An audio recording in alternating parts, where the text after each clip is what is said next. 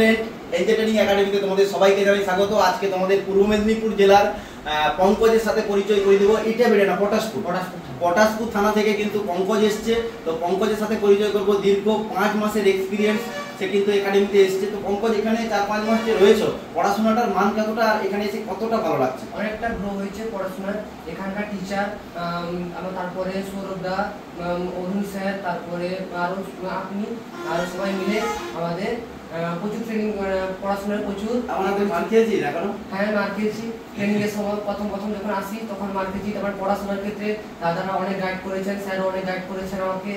তারপরে আরো এখানে দাদা যেরকম ডিসিপ্লিন মেনে চলতে হয় সেরকম শিখিয়েছে। তারপরে পড়ার আমাদের এখানকার সবাই রুটিন অনুযায়ী পড়া, সকালে উঠে বন্ধুদের সঙ্গে একসঙ্গে পড়তে বসা। মোবাইল সবাই মোবাইল আমাদের সকাল রাতের বেলা 1 ঘন্টার জন্য ফোন দেওয়া হয়।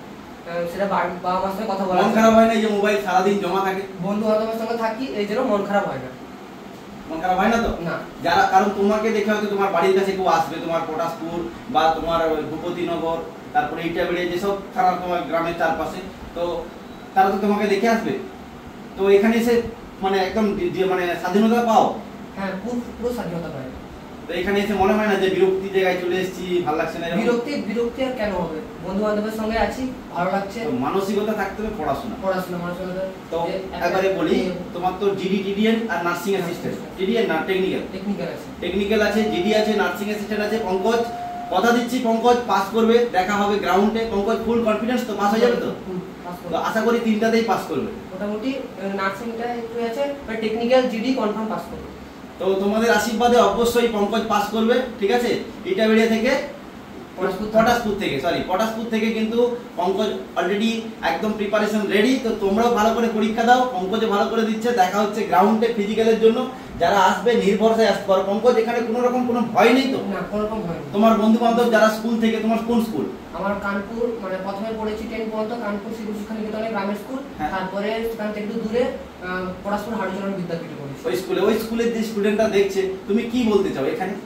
যদি ডিফেন্সে যাওয়ার ইচ্ছা আছে, সবাইকে এনজে একাডেমি রেকমেন্ড করবো যে সবাই এখানে আসুক এবং পড়াশোনা করুক।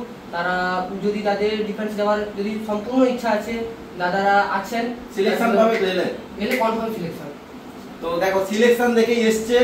তো আশা করি তোমাদের আশীর্বাদে এবং প্রত্যেকটা গার্জেনের যে আশীর্বাদ, ঠিক আছে, সেই আশীর্বাদে কিন্তু প্রত্যেকটা ছেলের সিলেকশন জীবনের যে স্বপ্ন পূরণের একটা জায়গা এবং সঠিক নির্ভরযোগ্য একদম প্রতিষ্ঠান এনজে একাডেমি। পূর্ব মেদিনীপুর জেলার মেছেদা রেলওয়ে স্টেশনের পাশেই আমাদের একাডেমি। ছেলে মেয়েরা উভয়ই আসতে পারো। পঙ্কজের মতো ভরসা করে আসো, তোমরাও দেখবে সিলেকশন পাবে। যারা এসএসসি জিডি আরপিএফ এ পরীক্ষায় পাস করেছো, যারা আর্মিতে পরীক্ষা দিয়ে ফিজিক্যালের জন্য আসবে, বা যারা এসএসসি জিডি এবং নতুন আর্মির ব্যাচের জন্য ভর্তি হবে, ঠিক আছে, তো নির্ভরসায় আসতে পারো। ডিফেন্সের একটা সঠিক একদম নির্ভরযোগ্য প্রতিষ্ঠান কিন্তু এনজে একাডেমি।